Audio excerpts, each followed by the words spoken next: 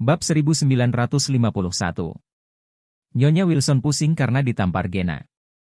Dia benar-benar tidak menyangka bahwa dia telah mengatakan begitu banyak penghinaan kepada Gena sebelumnya sehingga Gena tidak melakukan apapun padanya. Tanpa diduga, ketika dia menunjukkan kelemahannya dia secara tidak sengaja menyentuh skala kebalikannya. Meskipun Gena tidak memiliki budaya, dia memang seorang putri berbakti. Awalnya, ibunya terpaksa bunuh diri dengan minum obat.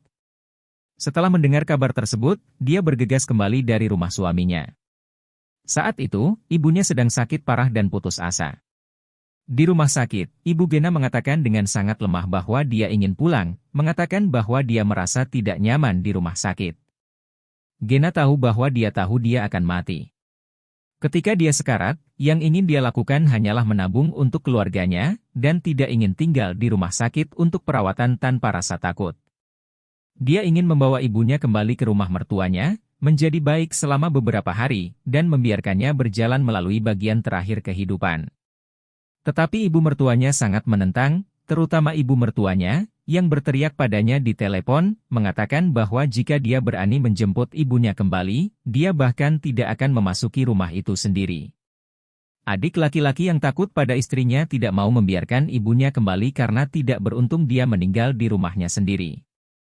Pada akhirnya, Gena hanya bisa membawa ibunya kembali ke rumah lamanya yang telah ditinggalkan selama bertahun-tahun. Di rumah tua itu, Gena berusaha sekuat tenaga untuk menyeka tubuh ibunya dengan air hangat, mengenakan pakaian bersih, dan membuatkan semangkuk mie dengan telur. Setelah ibu makan semangkuk mie, dia memegang tangannya dan berkata dengan puas, "Gadis yang baik, ibu akan tidur sebentar," dan kemudian dia tidak pernah bangun. Hari itu, Gena menangis terseduh-seduh. Setelah ibunya masuk ke dalam tanah, Gena memukuli adik iparnya dan dikirim ke pusat penahanan. Juga karena kesalehannya yang berbakti sehingga ketika dia mendengar bahwa Elaine sangat tidak berbakti kepada Nyonya Wilson, dia merasa simpati kepada Nyonya Wilson dan pada saat yang sama membenci Elaine.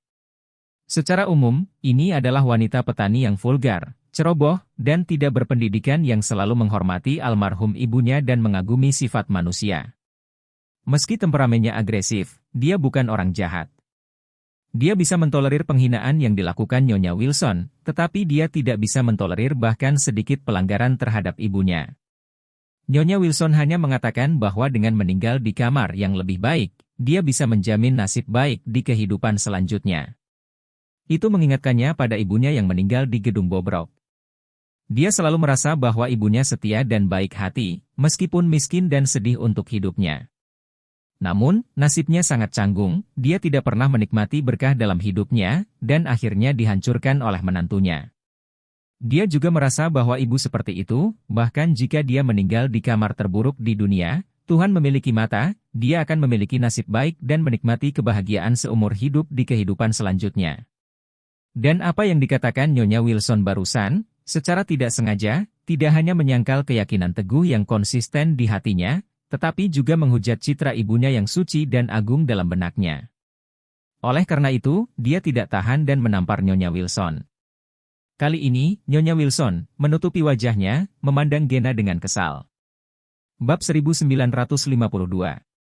Meskipun dia sangat kesal di dalam hatinya, tetapi saat ini, memberinya 10.000 keberanian, dia tidak berani melakukan apapun dengan Gena. Bawahan Ragnar berkata dengan suara dingin saat ini, "Kami di sini kali ini. Ini adalah perintah Pak Ragnar untuk mengosongkan aset di villa ini." Tuan Ragnar berarti bahwa di masa depan, kecuali bagian yang dihias dengan keras, serta tempat tidur, kecuali untuk perabot besar seperti sofa, semua peralatan rumah tangga lainnya, semua perabotan berharga, dan anggur yang baik yang disimpan di dalamnya. Ruang bawah tanah semuanya harus dikosongkan, tidak menyisakan apapun. Ketika Nyonya Wilson mendengar ini, dia tiba-tiba merasa putus asa. Awalnya, dia khawatir tidak punya uang. Dia bisa menjual peralatan rumah tangga di villa, terutama anggur di gudang di ruang bawah tanah, yang bisa terjual setidaknya 1 juta, tapi dia tidak menyangka bahwa orang sekaya Ragnar bahkan bisa melakukan ini. Dia mengkhawatirkan hal ini di dalam hatinya, dan sebelum dia siap bergerak, orang-orangnya sudah menemukannya. Nyonya Wilson berkata dengan getir, "Kamu bisa menjauh dari adik kecil, peralatan rumah tangga dan sebagainya, tapi tolong simpan anggurnya untuk kami." Lagi pula, kami suka minum beberapa minuman sesekali. Pemimpinnya mencibir dan berkata, kamu Fing hampir kehabisan makanan, dan masih memikirkan Fing minum? Dengan energi itu, Anda harus belajar bagaimana menghasilkan uang dan mencari nafkah. Setelah selesai berbicara, dia segera berkata kepada beberapa orang di sekitarnya, mulailah bergerak. Jangan tinggalkan barang berharga apapun. Oke, bos.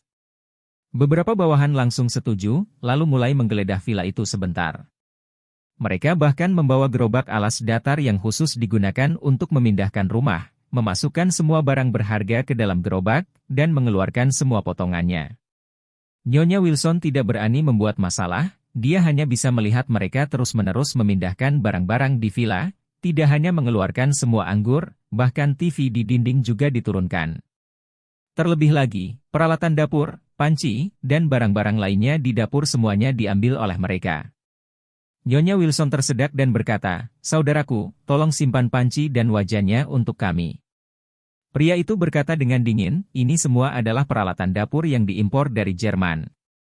Satu pot harganya puluhan ribu. Simpan untuk Anda. Anda akan menjual semuanya dalam 2 hari. Nyonya Wilson menangis dan berkata, apapun yang saya jual, saya tidak bisa menjual pot. Pria itu berkata dengan nada menghina, kami tidak peduli tentang ini. Jika Anda ingin memasak, Anda dapat menemukan cara untuk membeli panci lain. Setelah itu, ia kembali mengecek tiap kamar untuk memastikan tidak ada barang berharga yang tersisa. Kemudian dia berkata kepada anak buahnya, pertama-tama Anda memasukkan semuanya ke dalam mobil. Beberapa bawahan keluar satu demi satu, dan orang itu berkata kepada Gena lagi, kamu akan terus tinggal di sini di masa depan. Tuan Regner hanya memiliki satu persyaratan dari Anda, yaitu, Anda tidak boleh pergi ke rumah Miss Elaine di sebelahnya untuk mencari masalah dengan keluarga mereka. Jika tidak, kami tidak akan pernah berbelas kasihan. Begitu Gena mendengar ini, dia mengangguk dengan cepat dan berkata, jangan khawatir, aku tidak akan pernah merepotkan Elaine. Masalah dengan Elaine sebelumnya adalah semua karena Nyonya Wilson, nyonya tua yang tidak tahu berterima kasih, jadi saya pasti tidak akan melakukannya lagi di masa depan. Tidak lagi. Pria itu puas dan berkata, oke, tidakkah kamu ingin kamar tidur di lantai 3? Pergi dan ambillah dengan cepat, ayo pergi dulu. Gena berkata dengan bersemangat, oke. Saya melihat. Kamu pergi pelan-pelan. Setelah sekelompok orang pergi, Nyonya Wilson duduk di tanah dan menangis, ya ampun, mengapa begitu pahit. Wendy juga berteriak dan berkata, Nenek, Regner sudah keterlaluan. Dia jelas ingin bermain dengan kita. Horiah berkata saat ini, orang-orang, Pak Regner, mungkin tidak terlalu ingin bermain-main dengan kami. Awalnya, dia ingin mengatur beberapa pembantu untuk keluarga kami. Tanpa diduga, nenek Anda akan menyinggung perasaan mereka sampai mati ketika dia muncul. Sekarang tidak ada pembantu lain. Sekarang, ada 3 musuh lagi. Bu Wilson bertanya dengan geram, Horiah, kamu salte yang tidak menuruti cara perempuan, berani-beraninya menudingku. Horiah sudah lama muak dengan kesombongan Nyonya Tua. Melihat Nyonya Tua marah padanya, dia langsung menjadi marah dan mengutuk, kamu Nyonya Tua yang mati, jangan terlalu banyak menipu. Apakah Anda benar-benar berpikir Anda masih Nyonya Wilson? Anda sekarang sangat miskin, dan Anda King di sini bersamaku, apa akankah aku berhutang pada keluarga Wilson? Bab 1953. Bu Wilson tidak menyangka bahwa Horiah yang selama ini diremukkan oleh dirinya sendiri berani menantang dirinya sendiri. Pada saat ini, dia merasa sangat marah di dalam hatinya, tetapi dia tidak berani mengatakan apapun ketika dia berpikir bahwa dia tidak memiliki dukungan saat ini dan seperti bola yang frustrasi.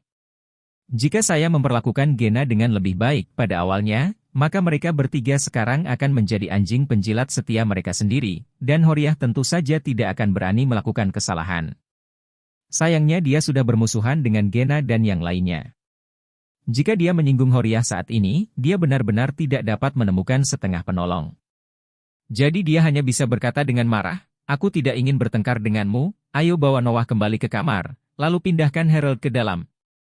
Noah hampir menangis, dan tersedak, Bu, kamu masih ingat aku tidak bisa menahannya lagi. Nyonya Wilson buru-buru berkata, Wendy, Horiah, tolong bawa Noah kembali ke kamar dan biarkan dia istirahat. Keduanya berjuang untuk mengangkat Noah ke lift.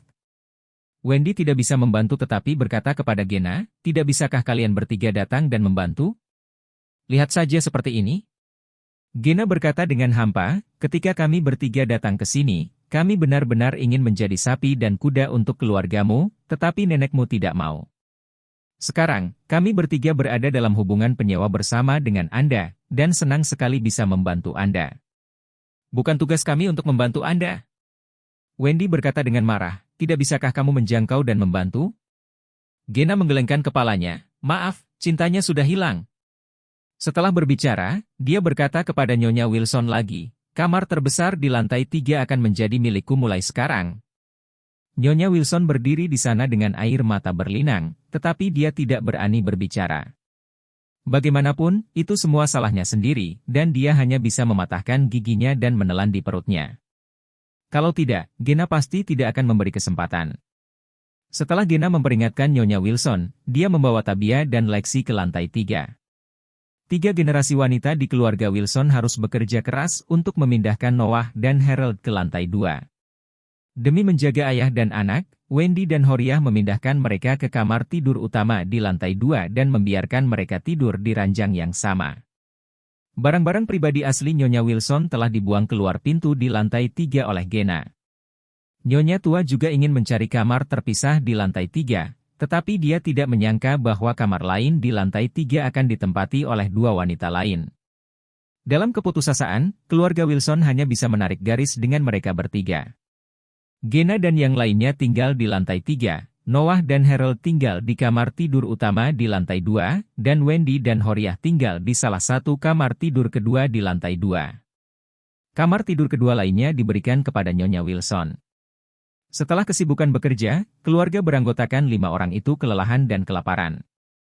Nyonya Wilson ingin makan, jadi dia menyuruh Horiah untuk berkata, cepat buat sesuatu untuk dimakan, aku hampir mati kelaparan. Horiah tersedak dan berkata, jadilah omong kosong. Lakukanlah, biarkan Gena dan mereka bertiga memakan bahan yang telah disiapkan sebelumnya, dan sekarang panci dan wajan telah diambil oleh orang-orang Ragnar, dan hanya ada setengah kantong nasi di rumah, bahkan penanak nasi pun tidak ada, apa yang saya gunakan untuk memasak? Nyonya Wilson bertanya dengan putus asa, apakah tidak ada yang bisa dimakan di lemari es? Lebih baik makan beberapa batang ham daripada kelaparan. Horiah berkata dengan kesal, Nyonya tua itu gila. Bahkan lemari es diseret. Di mana saya bisa mendapatkan sosis ham? Bagaimana kalau Anda memberi saya uang dan saya pergi membelikannya untuk Anda? Baru pada saat itulah Nyonya Wilson ingat bahwa orang-orang Ragnar telah mengeluarkan lemari es. Dengan kata lain, di villa ini sekarang dia bahkan tidak dapat menemukan sedikit pun. Harold sangat sedih saat ini dan menangis, Bu, aku sangat lapar, aku belum makan sedikit pun sejak aku keluar. Bab 1954.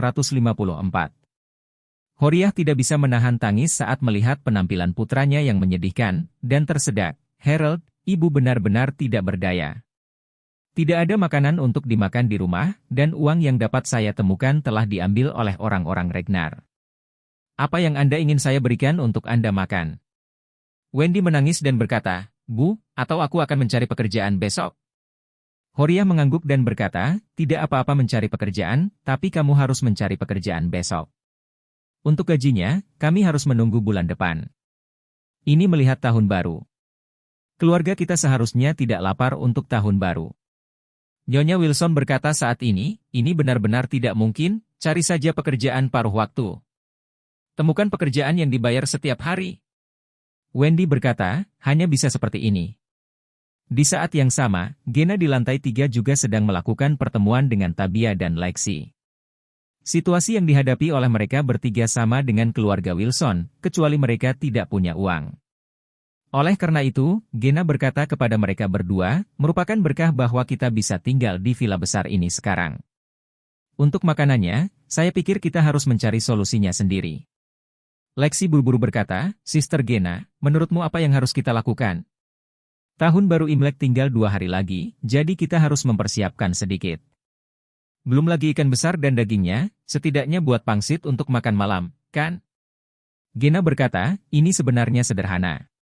Saya tahu beberapa perusahaan pembersih yang berspesialisasi dalam pembersihan rumah. Di sana kita bisa membuat sekitar 20 jam. Kami bertiga bekerja bersama selama 8 jam sehari, dan satu orang memiliki 100. Keenam, jumlahnya mencapai 500, dan sekarang setelah tahun tiba, biaya industri jasa telah meningkat. Pergi ke pemandian dan menggosok punggung juga bisa menghasilkan banyak uang. Selama kita bertiga bekerja keras, kita pasti akan menghasilkan uang. Cukup untuk hidup kita. Tabia langsung berkata, tidak masalah, meskipun aku belum banyak belajar, aku masih memiliki kekuatan di kedua lengan. Lexi juga mengangguk lagi dan lagi. Kalau begitu kita berdua akan mendengarkan pengaturan saudari Gena. Gena bersenandung dan berkata, pergi tidur lebih awal malam ini, dan kita akan pergi mencari pekerjaan besok pagi. Villa A05 di sebelah adalah pemandangan lain. Meskipun Elaine memiliki gips di kakinya, dia dalam suasana hati yang cukup baik. Pasangan muda Charlie dan Claire makan malam bersama. Elaine meregangkan kakinya dari meja makan secara diagonal dengan gips. Saat makan dan mengunjungi Taobao dengan ponselnya, ekspresinya sangat santai. Melihat ini, Jacob tidak bisa tidak mengejeknya. Saya katakan Elaine, kamu benar-benar tidak berperasaan. Anda baru saja mematahkan kaki Anda untuk waktu yang singkat. Anda tidak hanya tidak mengumpat atau mengutuk jalan, tetapi Anda seperti orang yang baik-baik saja. Ini dia Taobao. Ini bukan karaktermu. Elaine memelototinya, dan berkata dengan nada menghina, apa yang kamu ketahui? Aku berbeda sekarang saya telah belajar bagaimana menasihati diri saya sendiri. Charlie sangat ingin tahu dan bertanya, Bu, dapatkah Ibu memberitahu saya, bagaimana Anda melakukan konseling psikologis? Elaine melambaikan tangannya, sakit. Mudah bukan? Anda pikir menantu saya yang baik, jika saya duduk di sini dan memikirkan kaki saya, maka saya pasti semakin tidak nyaman semakin saya memikirkannya, dan semakin tidak nyaman semakin saya memikirkannya. Jika saya sangat marah karena kaki ini tidak mau kembali ke alam, bukan begitu? Charlie mengangguk, ini memang benar. Elaine terkekeh dan berkata, jadi, saya tidak memikirkannya seperti itu, dan saya tidak memikirkan kaki saya hanya merindukan Roxa itu. Charlie bodoh untuk sementara waktu, Roxa? Bukankah itu bibinya Cynthia? Elaine berkata dengan penuh kemenangan kali ini, aku hanya berpikir di dalam hatiku, aku benar-benar ditakdirkan kali ini. Roxa si penipu dengan sengaja membalas, tidak hanya dia tidak mati, dia bahkan ditiduri. Tidak hanya dia berkelahi, dia juga membengkak pada hidung dan wajahnya. Seberapa hebatnya ini? Berbicara tentang ini, Elaine menyegarkan dan melanjutkan, sekarang, Roxa juga telah ditangkap, dan saya tidak perlu khawatir tentang siapapun yang akan membalas dendam terhadap saya di masa depan. Bisakah kamu bilang aku bisa marah? Claire bertanya dengan heran, Bu, siapa Roxa? Apakah itu anggota organisasi MLM? Elaine menyadari bahwa dia telah kehilangan mulutnya dan buru-buru mengangguk, ya, benar, Roxa adalah bos dari organisasi MLM itu. Bestad yang keji. Bab 1955. Charlie kagum pada metode kemenangan spiritual Elaine, dan pada saat yang sama, dia lega karena penyelesaian masalah ini berhasil. Yang paling dia khawatirkan sebelumnya adalah Cynthia mengungkap identitasnya. Bagaimanapun, gaya akting bibinya sangat arogan. Mungkin saat otaknya memanas, dia mengungkapkan identitas keluarga Wade. Untungnya, Cynthia memilih jalan yang salah begitu dia muncul. Dia langsung menulis kepada Elaine cek 100 juta, dan memintanya untuk mengklasifikasikannya sebagai pembohong segera setelah dia muncul.